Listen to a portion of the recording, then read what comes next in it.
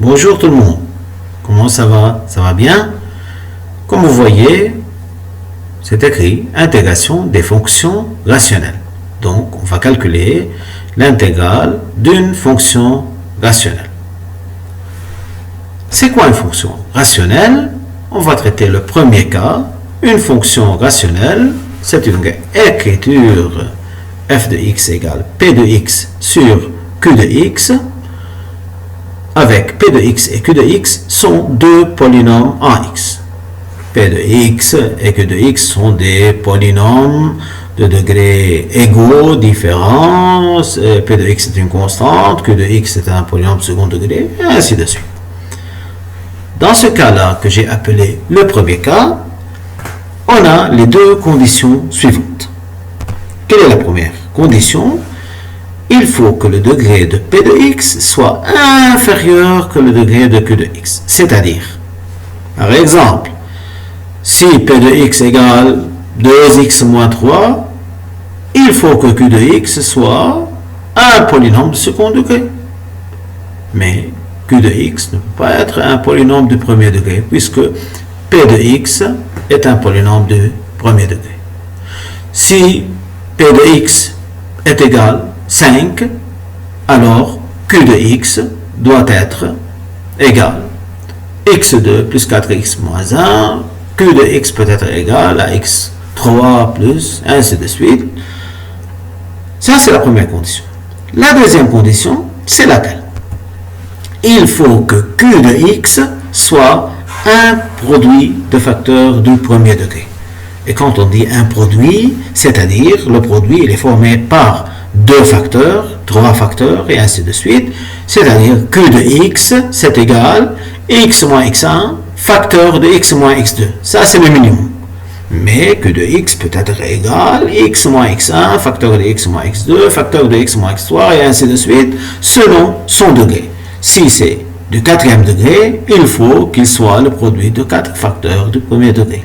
Si c'est du second degré, il faut qu'il soit le produit de deux facteurs du premier degré. Et pour faciliter un peu plus et expliquer plus clairement, on va essayer de prendre l'exemple suivant. Soit f de x égale 1 sur x facteur de x plus 1. Réfléchissez un peu. Est-ce que les deux conditions sont déjà réalisées?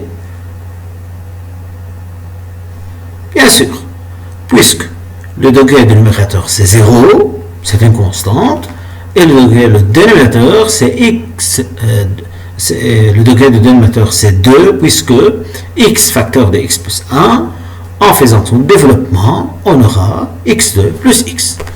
Bien, la première condition est déjà réalisée, le degré du numérateur est plus petit strictement que le degré du dénominateur.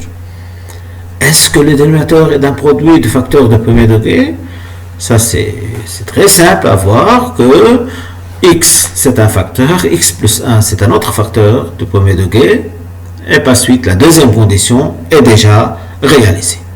Bien. Les deux conditions déjà réalisées. Qu'est-ce qu'on va faire? La technique dit, on décompose en éléments simples cette fonction f de x. C'est quoi on décompose en éléments simples?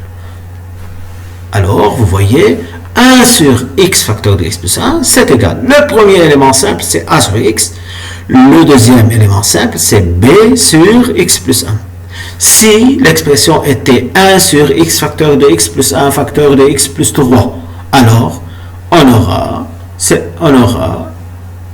trois éléments simples qui sont a sur x, b sur x plus 1, plus c sur x plus 3.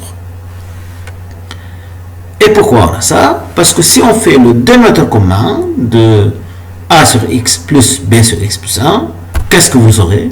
Vous aurez une expression pareille à la fonction f de x qui est déjà donnée, puisque le dénominateur x facteur de x plus 1 est le même dans le premier terme et le troisième terme de la série des égalités. Or, on va chercher a et b. Comment on va faire? Par simple identification, Le coefficient de x dans la première fraction, c'est 0, puisque c'est 0x plus 1. Le coefficient de x dans la troisième, c'est a plus b. Oui ou non? Puisque ax plus bx égale a plus b facteur de x. Très bien.